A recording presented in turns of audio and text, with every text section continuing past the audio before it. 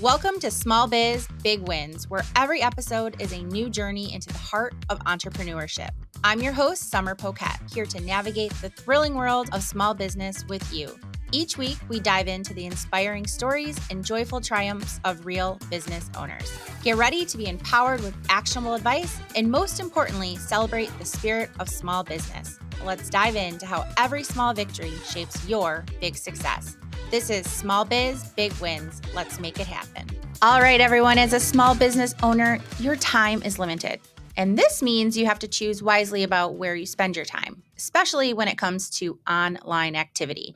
After all, it's easy to go down the rabbit hole of seeing our friends what they're eating on Instagram, who's traveling where, and distract ourselves from a looming to-do list. Today, we're going to discuss one platform that many small business owners and entrepreneurs should be dedicated to spending their time optimizing, networking on, and growing. And no, my friends, it's not Facebook or Instagram, but LinkedIn. As a small business owner, are you using LinkedIn? Is your company using LinkedIn? Interestingly enough, LinkedIn launched in 2003, 9 months before Facebook launched at Harvard. And in 2016, Microsoft acquired the platform. And today they have 930 million members globally. Now, while it's not the largest social network out there, I did read somewhere that it has more millionaire CEOs and business leaders than other platforms, that there are over 61 million companies on LinkedIn, and it's the number one resource for job hunters, recruiters, and sales professionals. And I've read that companies that post weekly on LinkedIn have the best results. Today's guest is a LinkedIn expert coming to us all the way from Ireland, Louise Brogan. I met Louise back in 2019, I think, and we are both avid listeners of the Biz Chick podcast and community. We met at a live event in California, Biz Chick Live, and we've stayed connected ever since, growing our businesses. Louise is an international speaker and podcaster who talks to audiences about why, how, and when they should be using LinkedIn in business. She truly is a LinkedIn pro, and we're lucky to have her on today's show to have her share with us her tips, her tricks, and advice for helping us grow our small businesses utilizing LinkedIn. Welcome, Louise. Thank you so much, Summer. I am absolutely delighted that A, you have a podcast, and that B, I am on it. I know I joined the podcast train a little bit late, but definitely not. That's yeah, a little, maybe you're not too late. It's never too late, but yeah. So thank you so much for being a guest on Small Biz Big Wins. I have so many questions for you and trying to really narrow down what I wanted to ask you because we only have an hour. So I wanted to be really, thoughtful with my questions. Yeah. So, but before I jump into my list of questions, and I want you to tell our listeners a little bit about you, your business, how you got started on this entrepreneurial journey, and why you really niched down to being a LinkedIn expert. Because when we first met in 2019, you hadn't quite made that leap to niching down to LinkedIn. Okay, there's a lot there. That is a lot. So first of all, can I give a shout out to everybody in the state of Michigan, which is where we used to spend our family summers back in the day when I was a teenager. So I'm not sure how many of your listeners are local to you, Summer, but I have very fond memories of all my summers spent in Michigan. Where did you spend your time in Michigan? Well, my uncle Clifford lived in Sterling Heights. So we used to stay at his house, and their neighbours had a swimming pool. So if you grew up in Northern Ireland in the 70s and 80s, nobody would have had a swimming pool. So we had a swimming pool that we used to be able to swim in. We didn't have McDonald's. We didn't have like theme parks. We didn't have Toys R Us. All those big shops and brands that everyone, they're probably global now, but we used to come to America and go to the McDonald's to get the Happy Meals and collect like the freebies. And I remember one year, there must be a big Garfield here. And we got these Garfield glass mugs that we hung on to for about 5 years. Oh my gosh. And they're probably a collectible now. Yeah, we should have held on to them longer. Oh my gosh. Yeah. No, my mom just threw all our stuff out, so I don't have any Garfield mugs anymore. But so I am a LinkedIn consultant. I run a LinkedIn marketing agency. We actually work mainly with Americans, would you believe? We do the content and ghostwriting for our clients on LinkedIn. So companies who need to be seen on LinkedIn. but don't have the time, knowledge, or resources to put it to themselves. I started my business in 2013, and it was a social media management business. And my first podcast was called the Social Bee Podcast. And I niched down to LinkedIn around 2019. I finally flicked the switch properly. So I got to speak at 3 conferences that year about LinkedIn, and that's when I knew I was onto something. And my Social Bee podcast became the LinkedIn with Louise podcast. I started a YouTube channel in 2020 during lockdown, all about LinkedIn. And now and then I wasn't even an agency then. The agency really started around 2021, I think, when I started to build a team and create a retainer model business. I have 3 kids at home. My youngest is now 13. So when I started, they were 3, 5, and 7, which is a crazy time to start a business. Yeah. Any mums who are listening, I don't know. I was on a wing and a prayer, I think. They would go to bed at night, and I'd sit and do the work on the sofa. Yeah. I can relate. Many late nights, early mornings, and trying just squeezing in whenever you could. But now it's completely different. They're older. They're actually next door. They're in from school. I can hear them next door, getting their snacks, and they'll go off and do their homeworks, and I don't need to go anywhere near them. It's wonderful. Isn't that great? Oh my gosh, that's great. Yeah. So in 2019, I remember, because that's how I knew you, is the Social Bee, and that you were consulting and managing. And I remember that turmoil of, should I niche down? Yeah. Shouldn't I niche down? And then I remember we talked on the phone, I don't know, maybe a year or 2 back, and it was, should I grow? Yes. That's a big decision. I mean, we could have a whole podcast on that. We did, have a podcast on niching down. There's a lot of, lots of things to consider when you're deciding niching down and making that decision for your business to grow. Absolutely. I think that one of the reasons that LinkedIn made sense for me. So you and I both worked with Natalie from BizChicks, and she kind of was gently persuading me this is an avenue to explore. And one of the reasons I actually then decided to go for it was I was thinking about the different social media platforms, and I had a brilliant relationship with Facebook and Instagram. And I used to go to their offices in London and Dublin, and they would train me on their on their software, or their platforms, and then I'd go out and kind of go and teach other women how to use it through something called She Means Business program. And I let go of that. I told them I wasn't doing it anymore because I was going to focus on LinkedIn. But the reason I focused on LinkedIn, and probably why people should pay attention, is when I spent time on LinkedIn, I got business far faster than I did on the other social media platforms, because people go to Facebook, in my opinion, they go to Facebook mainly to catch up with friends and family. They go to Instagram for a bit of inspiration, and probably now following all their celebrities. Like I follow Reese Witherspoon and her book club on there. But the reason people are on LinkedIn is because they're connecting with their business network. So they're already thinking business when they're on there.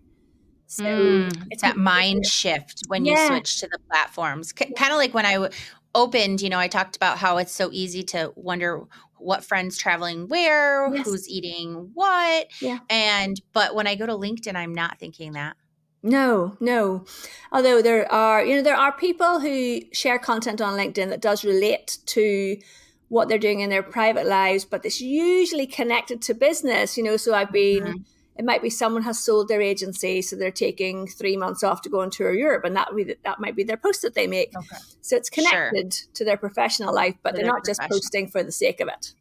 Yeah.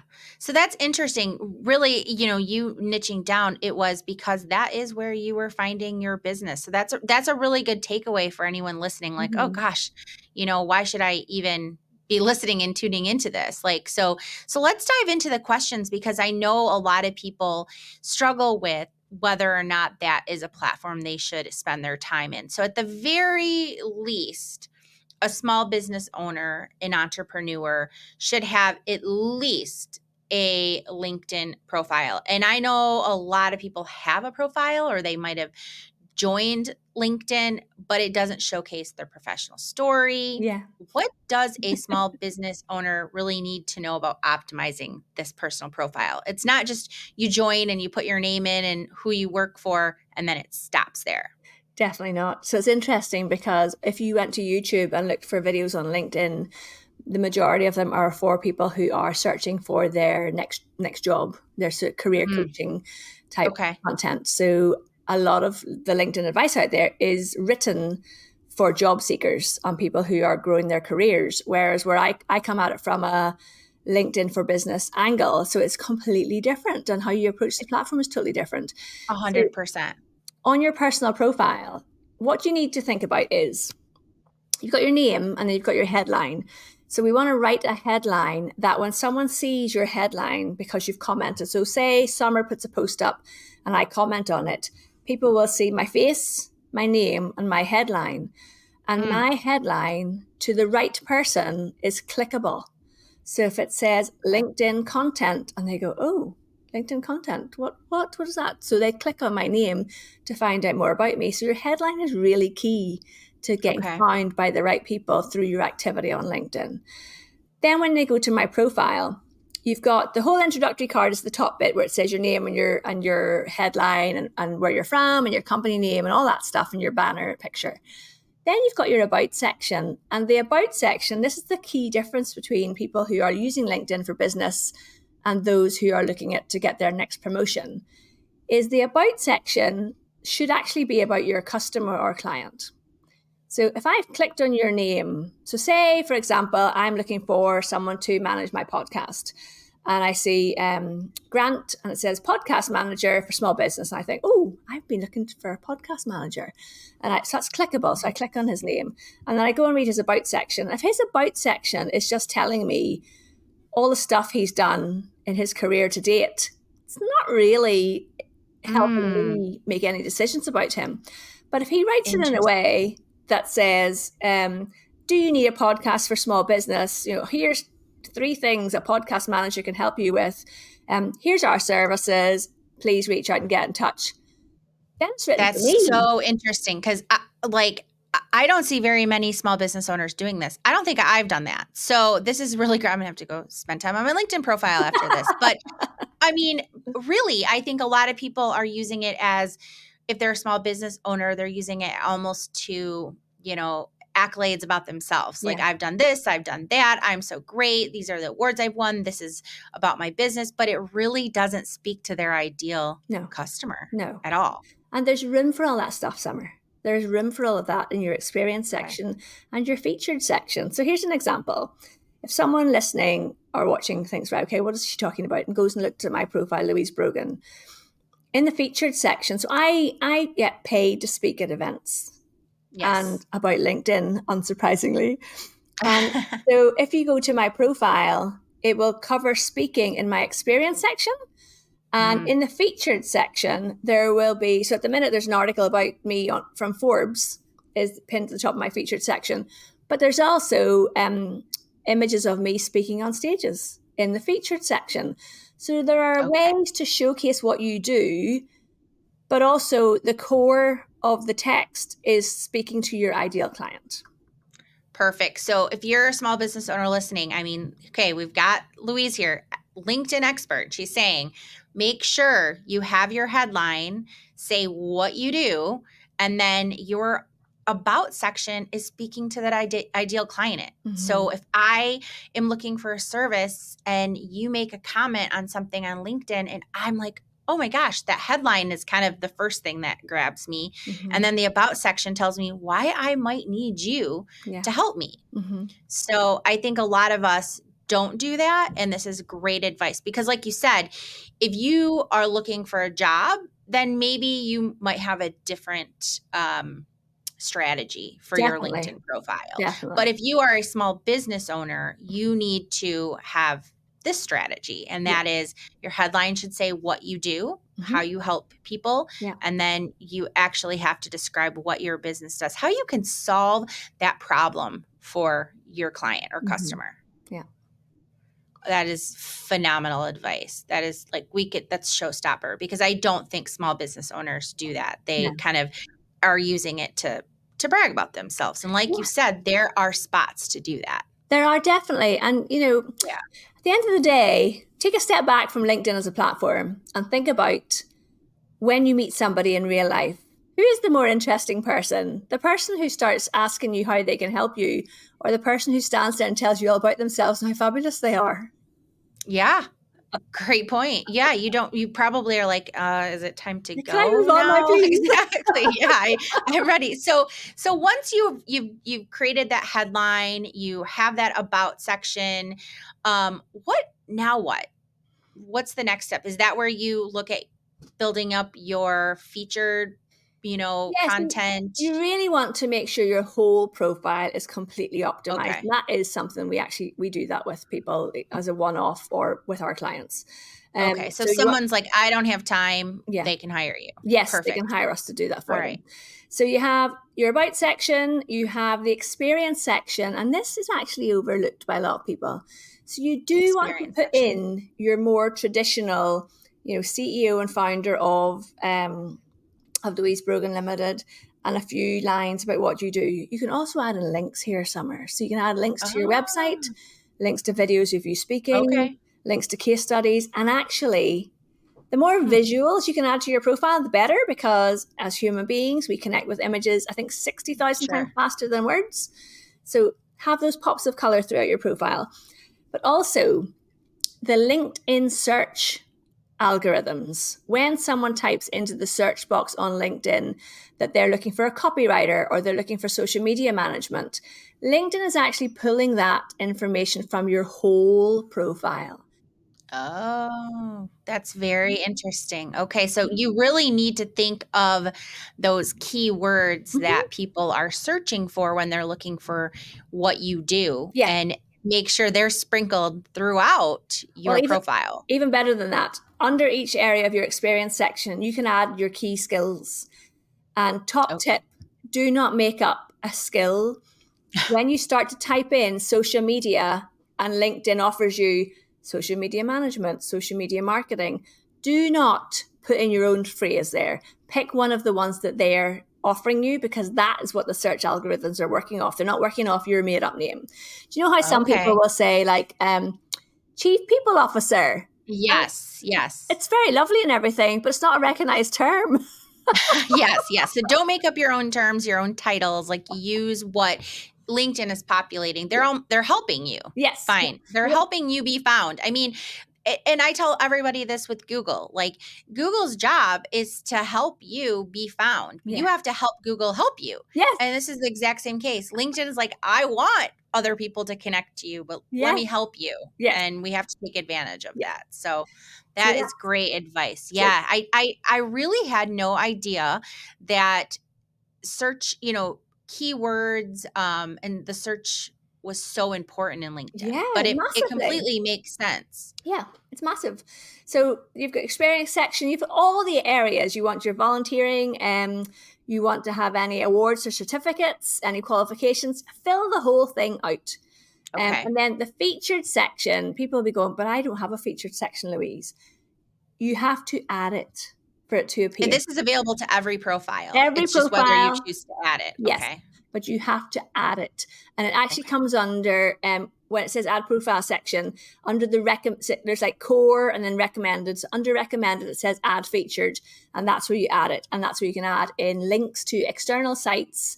So you can't upload video.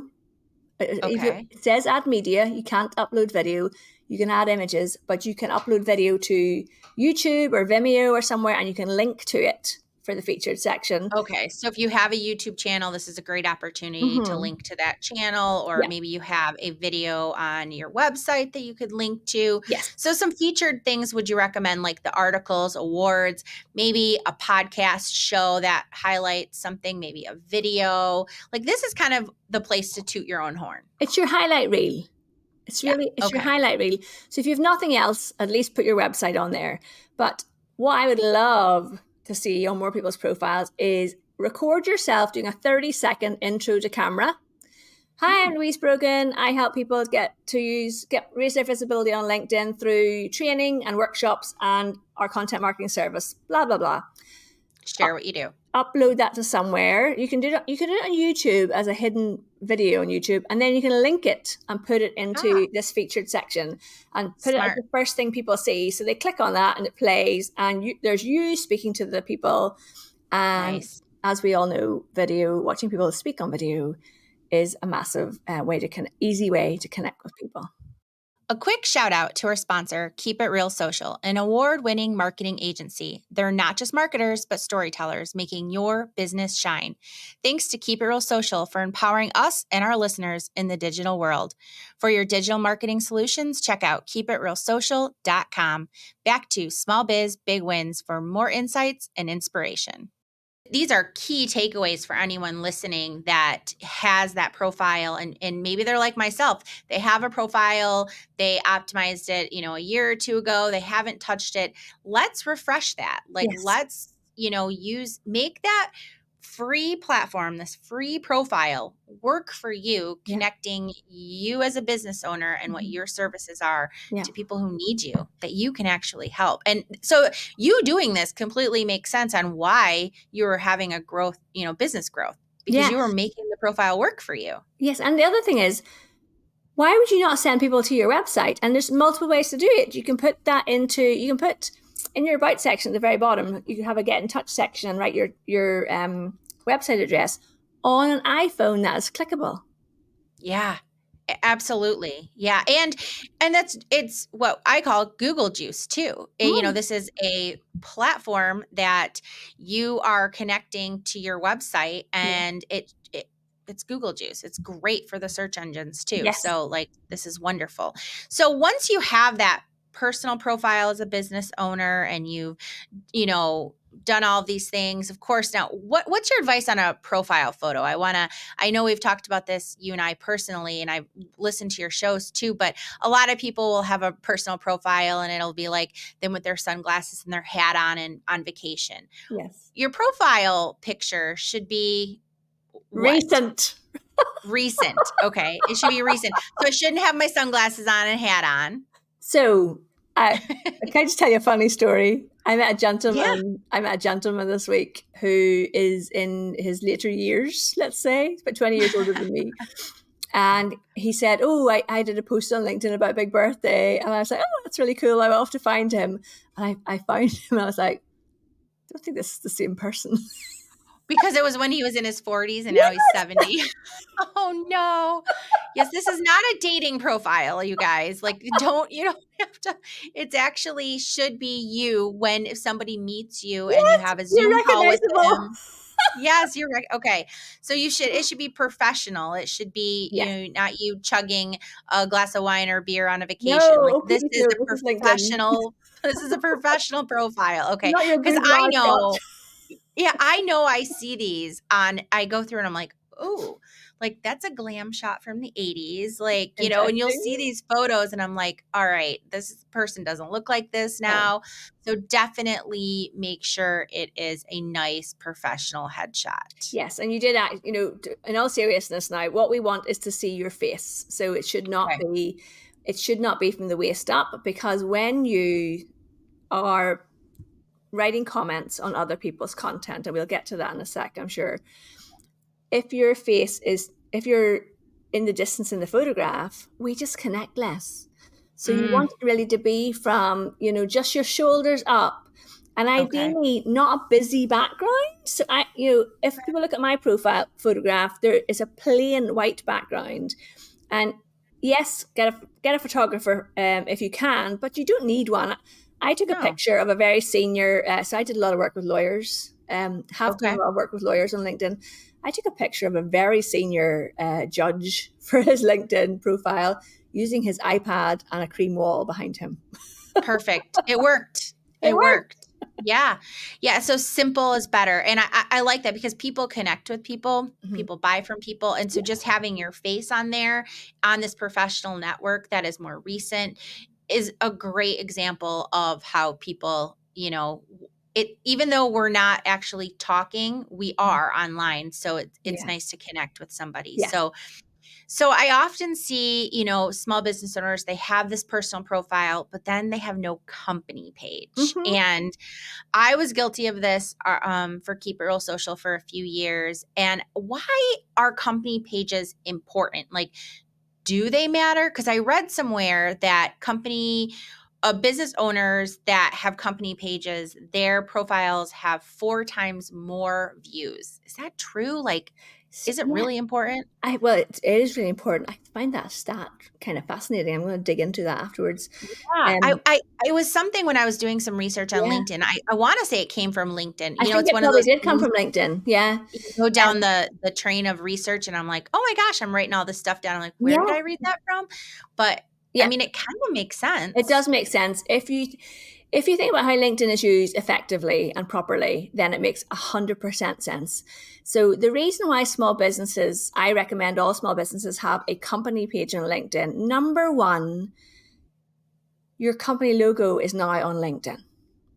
Without your company page, you cannot put your company logo on your personal profile. So you look less professional. Okay. So if you have a personal profile, you need to have that actually be a person picture. You can't use a company logo. Oh, that's definitely not. Definitely not. Okay. Actually, that's a good point, Summer. I met a lady recently who runs a construction company, and she connected with me as her company. So she set the company up as a personal profile, and I said to her, "You can't. That's you need to create a company page." And she was so new to social media, she didn't know what I was talking about. So I made her a video and sent it to her and said, "Look, this is what you need to do." So please, your personal profile is a picture of you. You are the individual. The company page represents your company and your brand. Now, we talked about Google Juice. Yeah. One thing I love about LinkedIn is Google really loves LinkedIn because of all the huge volume of fresh content that is shared on it every single day. Yes. You think about all the companies, the brands, the media companies, the journalists, the BBC News, the Wall Street Journal, all of these massive companies are posting on LinkedIn every single day with fresh content. So Google just loves it.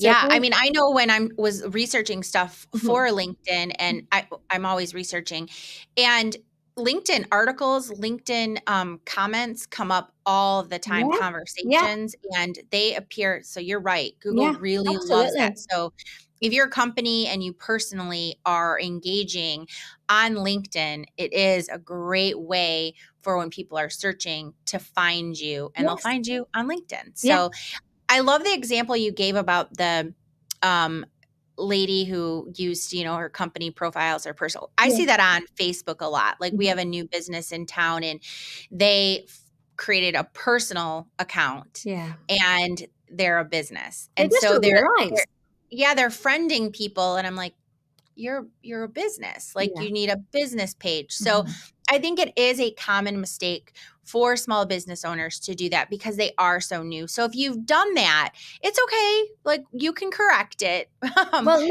LinkedIn help you with that because it's common enough that they have a facility to help you transfer that personal profile into a company page. That's because it happens so regularly. So if that happens to you and you're listening, should you go to LinkedIn help section and they can help you? Yes. Okay, perfect. Absolutely. So if you've made the mistake of creating a personal profile and you've set it up as, Joe's Plumbing and you're Joe, you need to contact LinkedIn help and get that straight. And they will help you with that. Perfect. And I can't do that for you. So many people reach out to me because of YouTube and say, "Louise, I'm locked out of my account. Can you fix it?" I'm like, "No, I can't. I can tell you what to do." If you're locked out, it's definitely like contact LinkedIn help. Okay. So having a company page is really important because it helps Google find you. It helps people find your services. So why else is a company page kind of really important for a small business listening? Okay. So even if you have one employee, that employee can now add your company to their LinkedIn profile. If you have more than one employee, it is a brilliant way to help your team with their content. So what we do is we create content to share on the company page, and then we train the team members how to take that content and share it to their network with a post, not just reposting. We don't want just repost stuff. So you're kind of, if you are, so let's talk about a law firm, because I'm going to be speaking at a law conference soon. So you have a law firm and you have 30 people working there, and your law firm has a company page, and you have somebody who does all your marketing content on there, and you said to your law firm, to your partners and your I'm going to say solicitors, but you don't call that in America, your lawyers, you said to your lawyers, look guys, part of your KPIs this year are to get more visibility of the company and as of yourself, so we can grow this firm. And they're like, well, okay, that's grand, but I haven't got time to write LinkedIn posts. Totally. I'm doing my billable hours. Yep. And so what they'll say is, well, what about if we get Louise in and we do a session with Louise and she teaches you how to do this, and we have the marketing manager creates all the content, and now all you lawyers know to take those posts, share them to your network, say why you're sharing them, and it cuts out so much time. You don't have to think about what to write about because it's all there for you. So I think that's a really valuable tool to help your team. It's also summer. I mean, I'm sure it's the same in the US. It is hard to hire right now. It is. So it is a way of people who are looking to make their next career move. It's a way of showcasing what it's like to work at your company, to raise your brand as an employer, and to attract the right talent to your firm. People will go to your company page and they'll say they've got an interview coming up with you. I mean, I did this like 20 years ago. Well, it could have been 20 years ago. It must have been like 15 years ago. LinkedIn wasn't around 20 years ago. But like 15 years ago, I was going for a job interview. So what do? You look up the person who's interviewing you, and you look up the company's LinkedIn profile so you can learn a little bit about them. Yeah. And then check out, well, what's it actually like to work there? And if you don't have a company page, well, that's not good. But if you have a company page and it's just stuff about your products, doesn't feature any of your team, then you're missing out a little bit there. So I would say it's a way of attracting potential next hires. And it's also a way of helping your employees, as well as getting your company brand out there and getting found on Google. So many more things. I love this example. We also manage a lot of LinkedIn profiles. And one of the things that is really interesting is we always tell our clients that your employees should be your biggest brand advocates. And they should be sharing things about your culture, the things that you're doing. And when you post on LinkedIn, like you said, you are making it really easy, because if you have a company page and you create a post, you can actually share every 24 hours with your employees that a new company post has been created. So they don't even have to go in and actually look. They will get an alert that says there was a new post. Yeah. And it's like, oh, great. And I can just share. Of course, you have some techniques for doing that and stuff too. But so it's really important that they actually are your brand ambassadors, and they're out there being your cheerleaders, like you said, to increase your company visibility. I've also personally found that it is a great recruiting tool when we are hiring. It's great because someone can come to the page and see a little bit more about like our work culture. What does our office look like? And so if they come for an interview, they know a little bit more about who we are and what we do, if they're doing their research.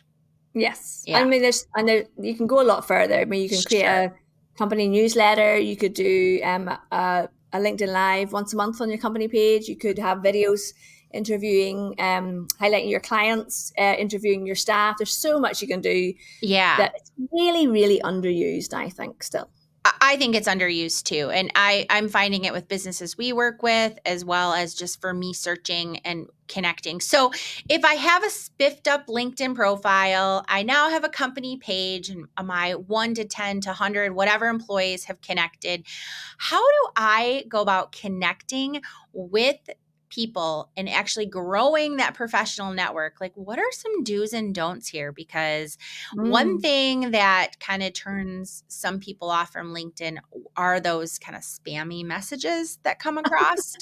I know you know what I'm talking about. So like, what are some do's and don'ts? How do I grow that professional network? Because I feel like LinkedIn really is a professional networking site. Yeah.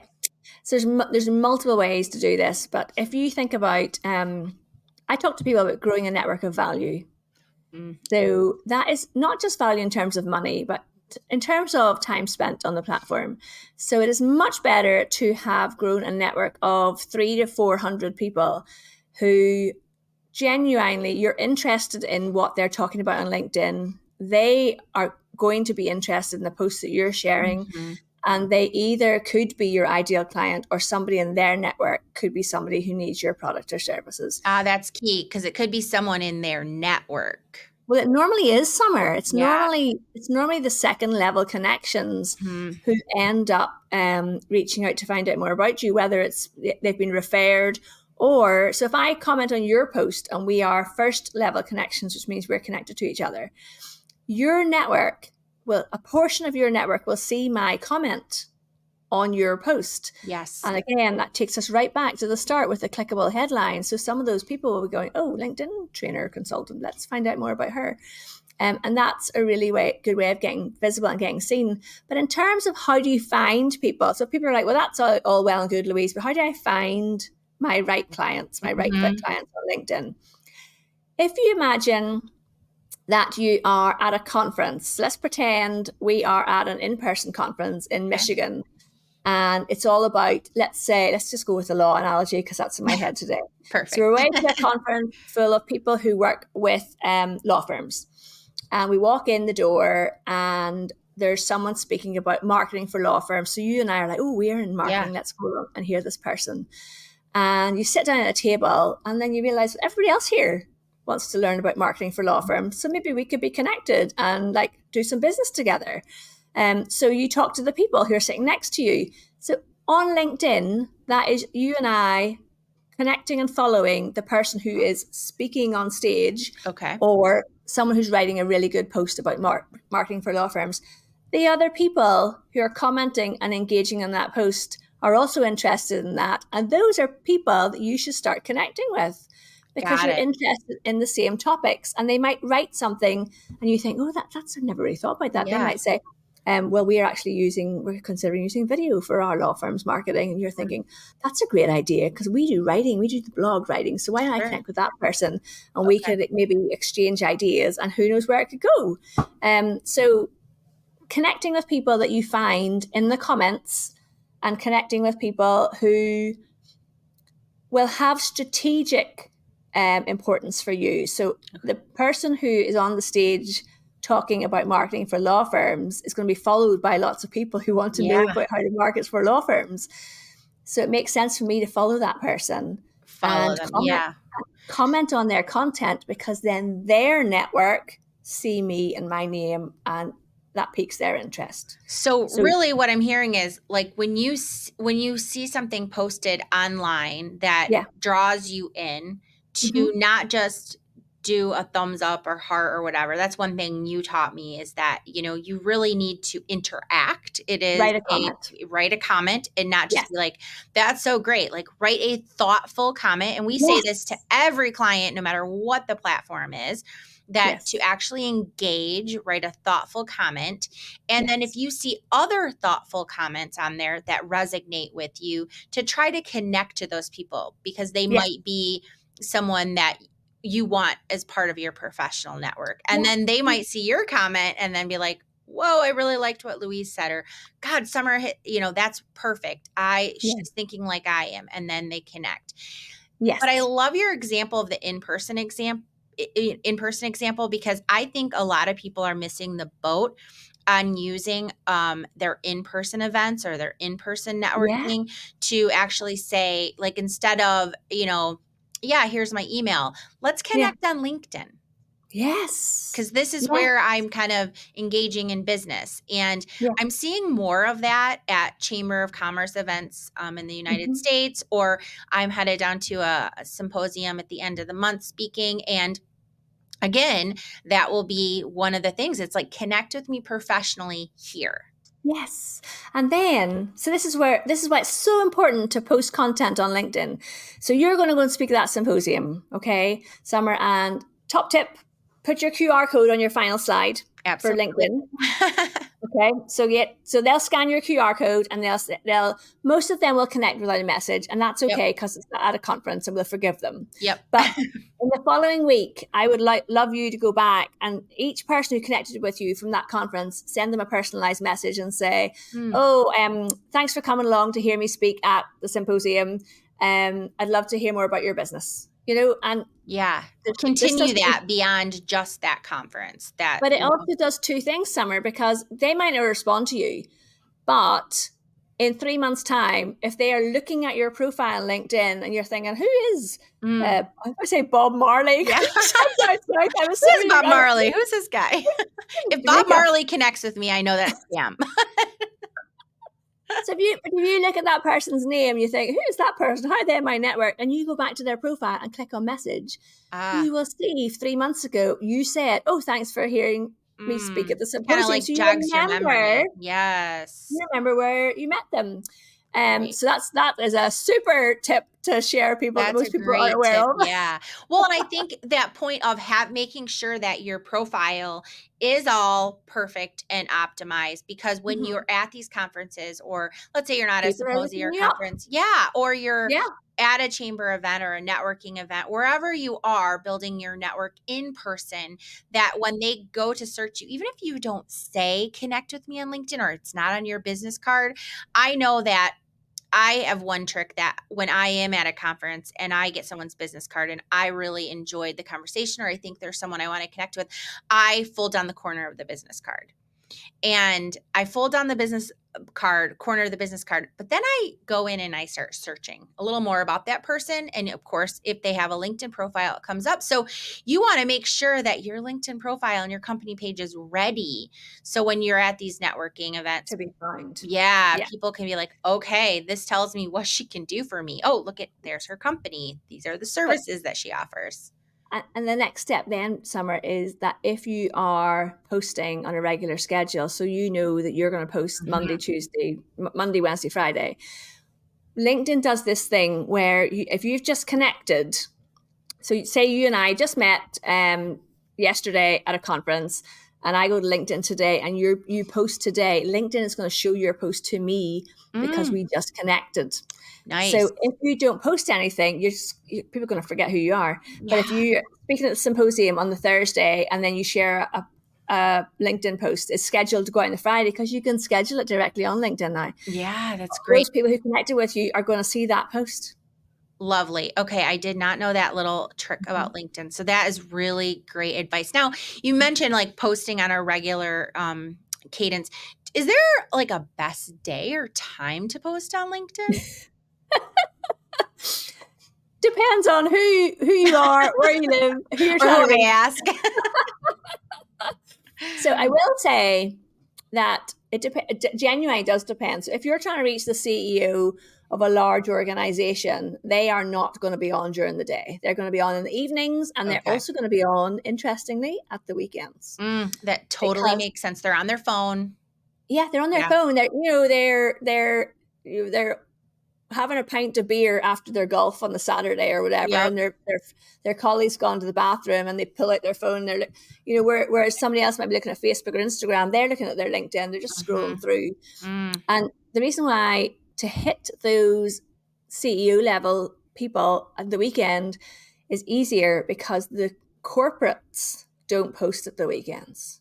So there's a lot less noise. There's less noise, yes. But if you work in biz dev or something, or you are a podcast, go back to the podcast manager, and you want to network with lots of small business and entrepreneurs, then I would say generally mid-morning is a good time to post. Good advice. You have to really think about who that ideal client is. Like I say that with Pinterest, like if your ideal client are the moms and you're going to have use Pinterest for a strategy, the moms are on at night. They're on during carpool. They're on during nap times. So like think about your target market. If it's that CEO, great advice. Like there's less noise. They pull up their phone. They're scrolling on the weekend because they're, most CEOs are still checking their email, but you know what I mean? They're not in boardroom meetings. Yes, exactly. They actually have the time. Also, think about your time zones. So even though I'm over here in Northern Ireland, a lot of my clients are in the US. So I know my time zones really well. I know that 2 p.m. here is 9 a.m. in the East Coast. I know if I post at 5 p.m. here, it is 9 a.m. on the West Coast. So I know when my audience are online. So let's talk a little bit about what type of content the small business owners like. So you have the content you were posting as a small business owner, and then you have your content on your company pages. Yes. What type of content should you post? Because like we talked about earlier, it is a little different. I'm probably not posting about what I had for lunch on LinkedIn. No. It's a different type of content. So what do you recommend? And should the content be different or the same? I think it can be around the same theme, but it should be different. So, for example, if you go back to the conference idea, you and I walking about the conference are the personal profiles. So we are having conversations with people. So you want to write posts that start conversations. So, for example, did you read this book? I'm looking around my desk for a book. Did you read this book, The Diary of CEO, Summer? Here's a couple of things I learned from it.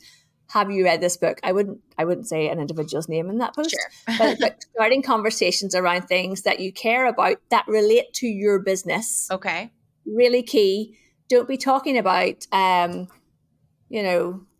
camera stands for your desk if you're not a photographer. Got it. So it has to actually relate to what you do. Yes, you want to start conversations that people see you as a thought leader in your space. Okay. Company page at the conference is the sponsor booths around the outsides. Great analogy. Yeah, you and I are walking around. We meet somebody in the coffee queue, and they say, "Oh, what do you do?" And I say, "Oh, I'm a LinkedIn. I run a LinkedIn agency." And they say, "Oh, that's really interesting. How can I find out more about you?" You say, "Well, actually, we've got a booth over here." And it tells you all about our products and services. So that is my company page. And that is going to showcase our services, our products, clients we've worked with, white papers, case studies, our team members, all of that really good stuff, our blog posts, etc., etc. Probably what you see more as your traditional, slightly more traditional marketing. Got it. And my job is to go out and have conversations with people and connect with people, raise my profile as the thought leader. And then the people who are interested in me, they go to my profile, they read the about section, they click on the company page, and they see what our products and services Great analogy. So then I love that analogy. You really are the ones connecting to the people, the networking, and then you want to send them to your company page. Just like if you're at a conference, you're talking, and then you send them to the booth to learn more. So, and on LinkedIn, you can invite 250 people to follow your company page every single month. Okay, 250. You can okay, that's great. And these are 250 people that you're personally connected to. They have to be in your first level connection, yeah. Okay. So if I'm personally connected, I can invite people. Okay, 250. All right. Good little number. So what about groups? How can groups help you grow your network? Yes. So if you asked me this 6 months ago, I would have said, don't worry about groups on LinkedIn.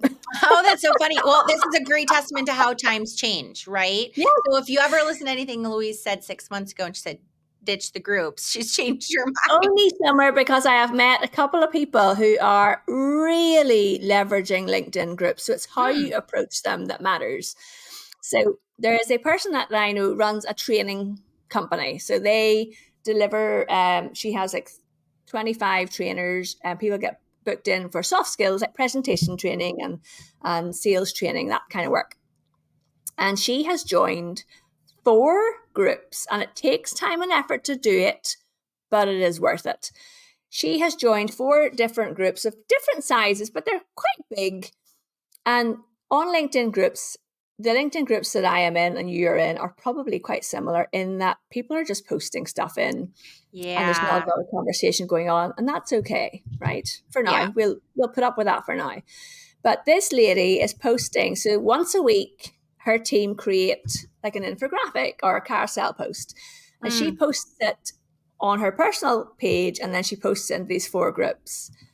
And she's telling me that she gets on average 300,000 views on those posts in those groups. Wow. She's getting a lot. Well, because it seems like it's part of her strategy. It totally I is. think that makes the big difference. So if you're going to join groups, you should have a strategy for it, because I know even on Facebook, groups can take you way off the beaten path and you can get nothing out of them. But if you had a strategy. Yes. And the big tip here is she's not selling anything. She is just sharing something really useful and helpful. So it could be like an infographic that tells you, I don't know, the best times to post on LinkedIn for, for small businesses.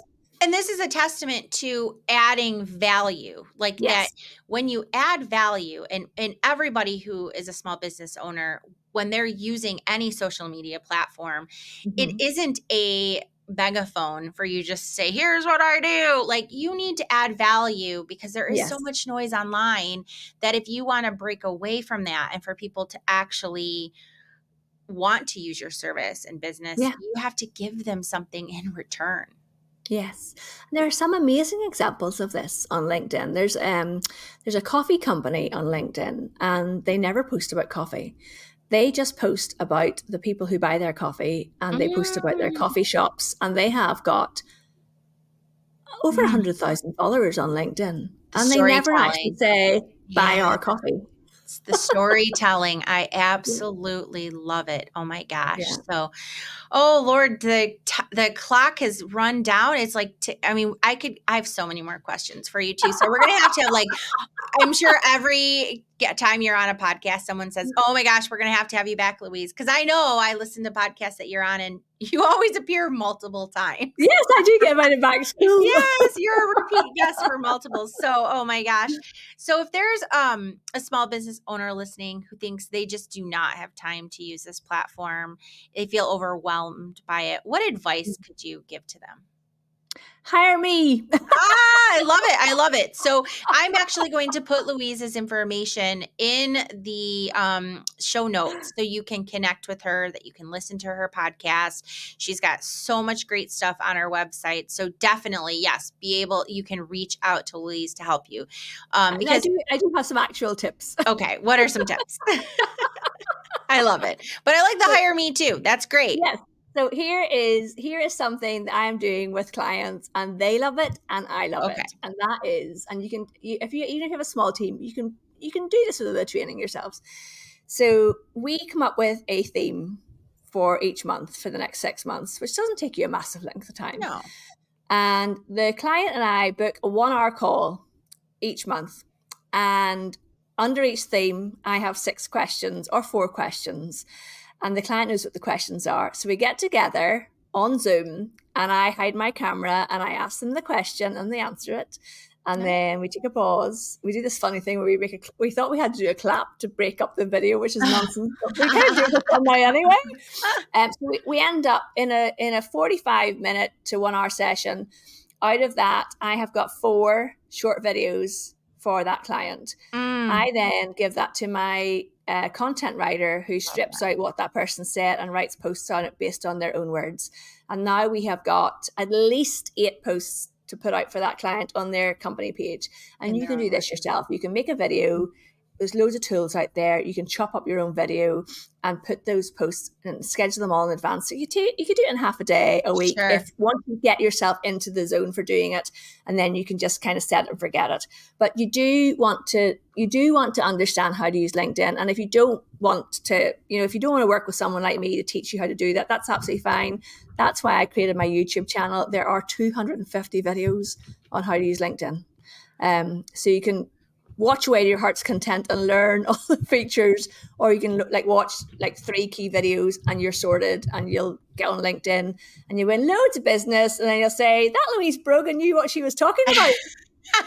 Well, and I love this because it is something that is easy to do. I mean, even just recording on your phone, flipping it and recording it, or like you said, there's loads of programs, Loom, you can even use your whatever, if you use an HP or whatever, they have a video recording software, a Mac, and just record yourself. So it's so accessible now. Questions, taking your frequently asked questions that you get asked all the time, and turning that around and chopping that up. I love that advice for, I think a lot of people get stumped on coming up with the content ideas. Yes. And so this really helps them do something that kind of makes it simple. And so if your theme is for February, different ways to show your clients you love them, you could give 10 tips for that and break that up.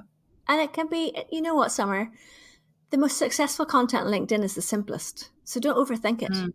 Yeah. Think about what is my product or service? What do people ask me all the time? And create content out of that. I love it. I love it. Making it, keep it simple. I love it. Really so I ask all of my guests one final question. Yes. And it's to share a big win that they have had for their small business. So maybe you can share something related to LinkedIn. Maybe you landed your dream client from LinkedIn or a speaking gig. A big win. Okay. This is easy for me. Oh, okay. My big win was in November 2022. I was invited to Buckingham Palace to meet King Charles in a lineup of only 10 people in recognition of my small business's contribution to the UK economy. Wow. That is absolutely huge. So only 10 people were chosen to meet with King Charles. And the rest of them were famous people, Summer. Like they were household, they are household names in the UK, except for maybe like 3 of us. Yeah. So, I mean, we have had the privilege of speaking with Louise Brogan, who has been to Buckingham Palace and really made a huge contribution to the UK's economy. That is enormous. I mean, here in America, they're saying that, Taylor Swift has made a huge contribution to the America's economy. But I think that's huge. And having a marketing business, that's awesome. So you're like the Taylor Swift of the UK. I don't think so. I'd ride with that. Okay. I would make a t-shirt. That's hilarious. I think hers is probably slightly more financial than mine. I don't know. I think you need a t-shirt. I'm going to send you a t-shirt. So I love it. You were speaking to the Taylor Swift of the UK. Oh my gosh. That is so great, Louise. Oh my gosh. So Louise, thank you so much for being a guest on Small Biz Big Wins. So much we've learned today, such tangible advice. So anyone listening who has not set up their company page, their personal profile on LinkedIn, I really hope that this inspires you to do so. And if you've set it up and you just kind of left it vacant, which I think a lot of people do, I hope you now feel motivated to optimize those pages and actually start using this platform to tell your professional story and to gain the momentum to grow your business like so many small business owners are doing every day on LinkedIn. You're kind of missing out if you're not doing this. Summer, I do have a free guide for your listeners if you'd like it. Oh, absolutely. Yeah, so I'm going to create a landing page called louisebrogan.com Big Wins. Okay. And it is a free download guide on how to optimize your profile and what you should be doing on a weekly and daily basis on LinkedIn to get business. Oh my gosh. So for all Small Biz Big Wins listeners, you're going to have a free guide from Louise. We'll put that in the show notes as well. And this is wonderful. So then you actually get a takeaway. If you're listening to this, you're in the car, taking a walk on the treadmill, and you're like, I didn't take notes. No problem. We have a guide for you. So that is amazing. Thank you so much. Again, you can connect with Louise Brogan in the show notes. Her website, her podcast, her LinkedIn profiles are all a treasure trove of information. So take a moment and please check those out. And then also please subscribe and follow us on Spotify or Apple Podcasts. And if you're learning something valuable for your small business, I hope you also drop us a comment and leave us a review. It helps other entrepreneurs find us. So tune in next week for more small business advice. I promise you it's great stuff. Thanks, Louise. Thank you. Love this. Thank you.